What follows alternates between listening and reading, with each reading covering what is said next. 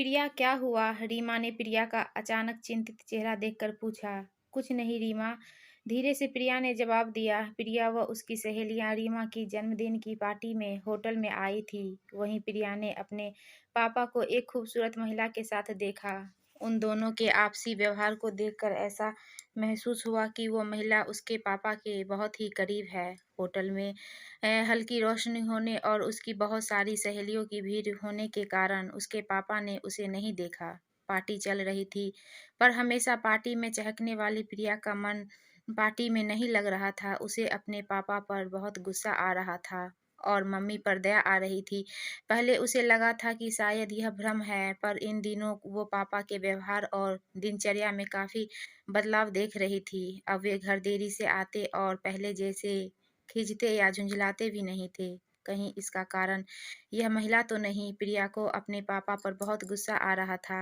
उसने मन ही मन ठान लिया कि अब वो पापा से बात नहीं करेगी, लेकिन साथ ही उसे इस बात का भी डर लग रहा था कि मम्मी को पता चलेगा तो मम्मी की हालत कैसी हो जाएगी। मम्मी पापा में दूरियां बढ़ जाएगी। कहीं पापा ने उस स्त्री के साथ शादी कर ली तो उन्हें छोड़ ही देंगे, वे लोगों के सामने बेचारे बन जाएंगे। सोचते सोचते उसे चक्कर ऐसा आने लगा। पार्टी के खत्म होते ही वह सीधे घर गई और कमरे में जाकर सो गई। मम्मी ने 2-3 बार पूछा कि क्या हुआ, पर वह मम्मी को यह बात कैसे बताती। शाम को पापा के आने की आवाज़ आई। सीमा चाय बना दो, मैं थक गया हूँ, आज ऑफिस में बहुत काम था। पापा का सफ़ेद झूठ सुनकर उसे इतना गुस्सा आया कि वह सीधे बैठक में जाकर मम्मी को असलियत बता दे, पर कहीं कुछ उल्टा हो गया तो मम्मी पापा के बीच जोरदार झगड़ा हो गया और बात बिगड़ गई। तो पूरी रात वह सो नहीं पाई। दूसरे दिन पापा के ऑफिस जाने के बाद ही वह अपने कमरे से बाहर आई। रोज की तरह मम्मी फ़ोन पर मसरूफ़ थी। सामने शायद मौसी थी। आधे घंटे के बाद फ़ोन रखकर पूछा कि क्या बात है। उसने सिर दर्द का बहाना बना दिया। मन में चल रही विचारों की आंधी से राहत पाने के लिए उसने टीवी ऑन कर दी। टीवी की सीरियल में वही पति पत्नी का झगड़ा आ रहा था। यूं तो यह सब देखना उसे पसंद न था, पर आज उसने चैनल नहीं बदला। मैंने तुम्हारे परिवार के लिए अपने आप को पूरी तरह से भुला दिया और तुम बाहर गुलछर्रे उड़ाते रहते हो। आखिर मुझ में क्या कमी है? पत्नी रोते हुए बोली। तुम सिर्फ अपने बच्चों, फ़ोन और गृहस्थी में सिमट गई हो। अब मेरे लिए तुम्हारे पास समय ही कहाँ है? पति आगे बिना कोई बहस किए घर से बाहर निकल गया।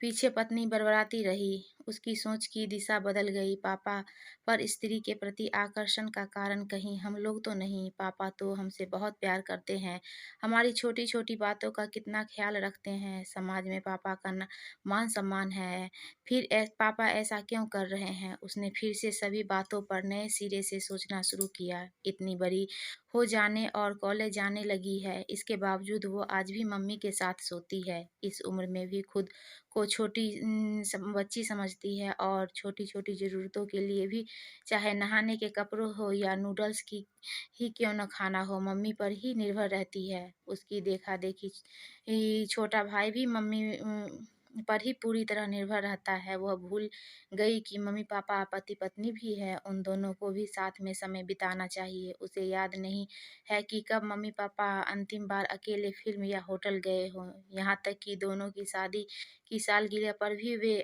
बच्चों के साथ होटल जाते हैं। मम्मी तो पूरी तरह से हाउसवाइफ़ और केवल मम्मी बनकर रह गई है। ऊपर से मम्मी को कितने ही फ़ोन भी आते रहते हैं, यहाँ तक कि रविवार को छुट्टी के दिन भी फ़ोन के आने का सिलसिला जारी रहता है। उसे याद है कि एक दिन पापा ने मज़ाक में कहा था, जब से फ़ोन आने लगे हैं तब से स्त्रियों को मायके जाने की ज़रूरत कम ही पड़ती है। उस दिन पापा की बात पर सब कितना हँसे थे, लेकिन वो शायद पापा के अंतर्मन के अकेलेपन की व्यथा थी। अब उसे ऐसी कई छोटी-बड़ी बातें याद आ रही थी, जिन्हें वो सामान्य समझती थी।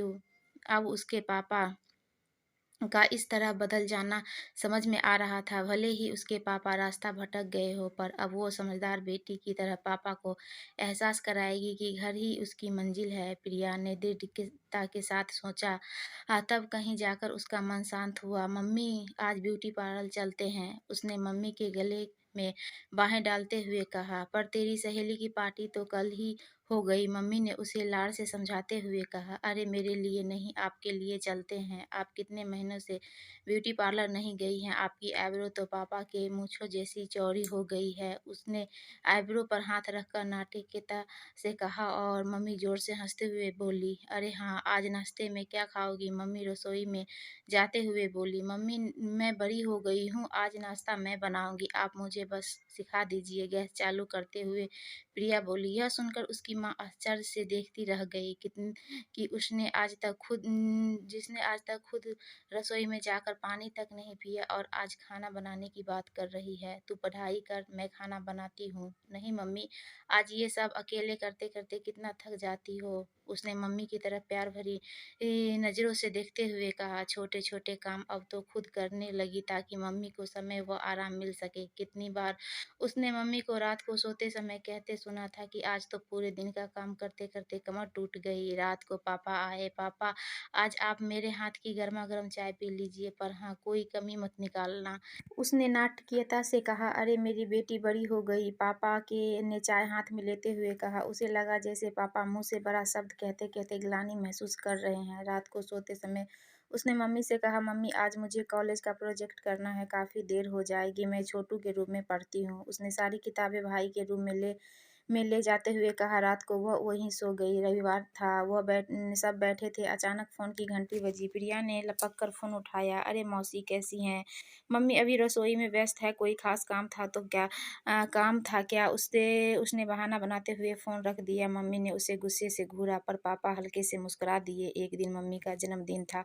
पापा ने शाम को होटल में डिनर का कार्यक्रम रखा। तय हुआ शाम को घर पर केक काट कर रात को होटल चलेंगे। केक काटने के बाद शाम को जाने का समय हो रहा था। पापा सबको जल्दी तैयार होने के लिए कह रहे थे। मम्मी मेरे पेट में तेज दर्द हो रहा है, सुबह कैंटीन के खाना खाने के कारण शायद ऐसा हुआ। प्रिया ने कहराते हुए कहा, चलो बेटा डॉक्टर के पास चलते हैं। पापा ने चिंतित होकर कहा, नहीं पापा, मैं पेन किलर ले लेती हूँ, आप और मम्मी डिनर पर चले जाओ, छोटू है ना मेरा ध्यान रखने के लिए। उसने दर्द का नाटक करते हुए कहा। मम्मी पापा उसे छोड़कर जाने को तैयार नहीं हो रहे थे, पर उसने मम्मी को कसम देकर दोनों को भेजा। वे अनमने से गए। होटल पहुंचकर फ़ोन किया, बेटा तबीयत कैसी है? जवाब में प्रिया छोटू जोर जोर से हंसने लगे। वे समझ गए बच्चों ने उसे अकेले भेजने के लिए यह नाटक किया। धीरे धीरे दोनों आपस में खुल गए। दोनों वर्षों बाद अकेले होटल गए थे। शादी के उस समय की पुरानी बातें ताज़ा हो उठी। कुछ दिन बाद सुबह बाथरूम में पापा को फ़ोन पर हाँ हूँ कर रहे थे। सामने जैसे कोई महिला गुस्से में बोल रही थी। पापा ने सॉरी कहते हुए जल्दी से फ़ोन रख दिया। जब पापा बाथरूम से बाहर आए तो प्रिया ने भावुक स्वर से कहा, थैंक यू पापा। पापा ने प्रिया को प्यार से गले लगाते हुए कहा, मेरी समझदार बेटी।